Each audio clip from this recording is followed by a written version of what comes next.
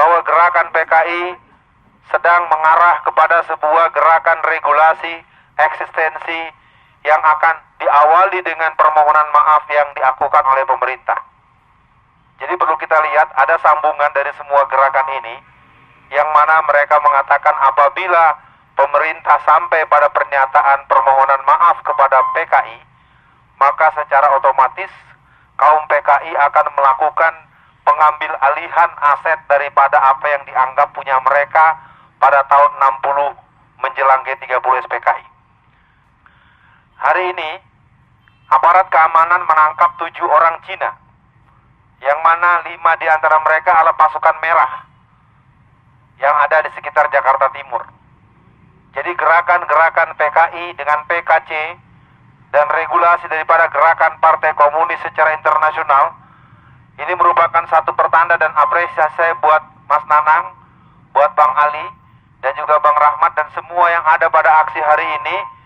Yang penting kita gemakan terus, tidak ada tempat buat PKI di negeri ini. Perintah untuk mencari kuburan yang diperintahkan oleh Jokowi ini merupakan sebuah pilihan yang sangat keliru. Kalian harus ingat sejarah, kita dikenal sebagai keluarga besar bintang bulan. Kita keluarga besar dalam sejarah telah dilukai dengan sangat luar biasa oleh PKI ketika mereka membubarkan Masyumi pada tanggal 17 Agustus tahun 1960. Provokasi yang dilakukan oleh DN Aidit, sebuah gerakan sistematik yang berujung lemahnya kekuatan politik umat Islam. Tahun 1962 mereka meracun 62 orang pemuda Ansor di daerah Cemetuk, Celuring, Banyuwangi ketika mereka mengundang dalam acara kendurian, dalam acara tahlilan. Mereka mengundang 62-an orang pemuda Ansor yang kemudian disambut oleh pemuda-pemudi PKI, yaitu para fatayat yang menggunakan seragam, maaf, mereka adalah gerwani yang menggunakan seragam fatayat, dan seluruh undangan diberi makanan yang sudah diberi racun, dan ke-62 orang itu mati semuanya. Jadi kalau kita merinci bagaimana mereka berbuat di Kanigoro, dikenal dengan peristiwa Kanigoro Affair, di mana mereka menyerbu kegiatan pengkaderan PII pada tanggal 14 Januari tahun 1964. Mereka menyerbu sebuah acara mental training di saat sedang terjadi sholat subuh. 3.000 pemuda rakyat yang dipimpin oleh Suryadi, dia mengepung sebuah kegiatan pesantren kilat dan mengusir seluruh peserta-peserta perempuan dengan memperlakukan dengan sangat tidak senonoh. Quran-Quran dikumpulkan, dimasukkan ke dalam karung, dan oleh para pemuda rakyat Quran-Quran itu diinjak-injak. Saya Hajah Maria Zuraida. Saya kebetulan seorang doktor kriminologi dari Universitas Indonesia. Alhamdulillahirrahmanirrahim. PKI itu pemberontak. Pemberontaknya bukan dari 65 saja. Dari tahun 45. Bayangkan, ini kronologisnya ada dari 45, 65. Loh, kalau 65 saja, tahun 48 itu berapa banyak kiai-kiai yang dikubur hidup-hidup.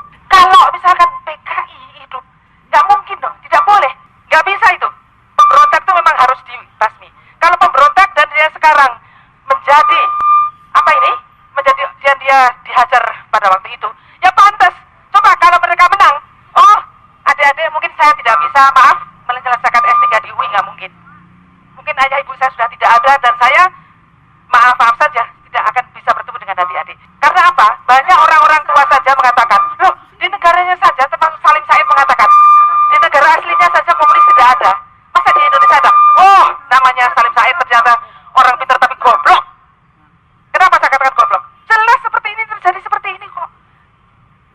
Pada waktu simposium di situ, kami saya juga ketua gerakan bela negara anti komunis yang didirikan 2 Juni tahun 2015. Benar-benar kita eksis anti komunis, dan tadi kami baru rapat di Purnawirawan Angkatan Darat, ya, Jalan Matraman nomor 114.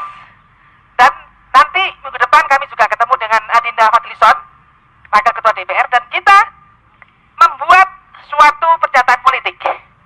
Kenapa?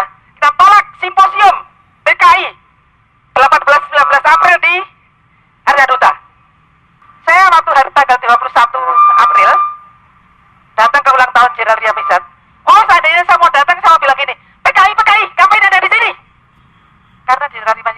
kan pada waktu itu beliau ada acara dan tidak bisa ke situ.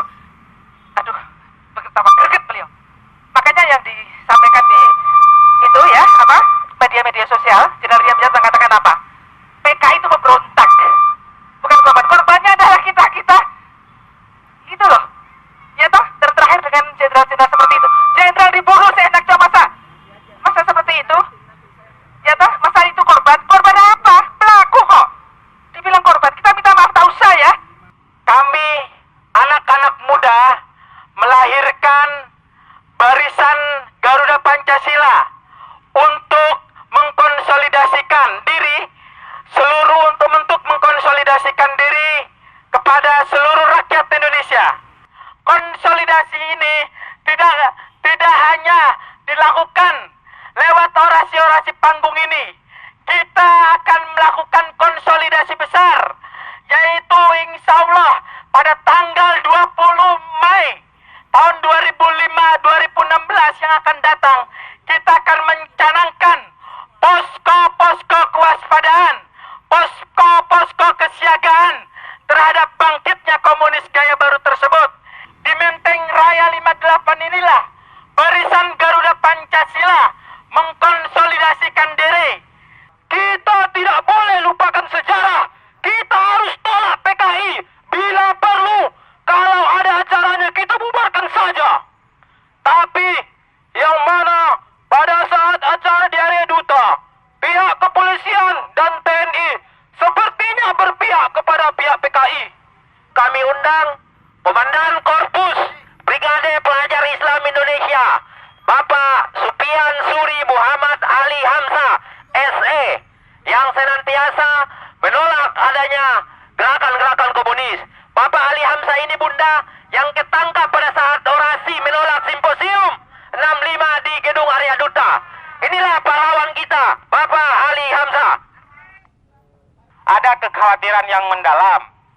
Saat-saat kemudian di tahun 2016 dikala pemerintahan Jokowi Widodo dan Yusuf Kala ini bertahta, ada upaya penyusupan yang dilakukan oleh International Human Rights ke dalam Istana Negara, menjumpai salah satu One Team Press Sidarto Danu Subroto dan juga Menko Polhukam dengan alasan kemanusiaan dan lain-lain sebagainya.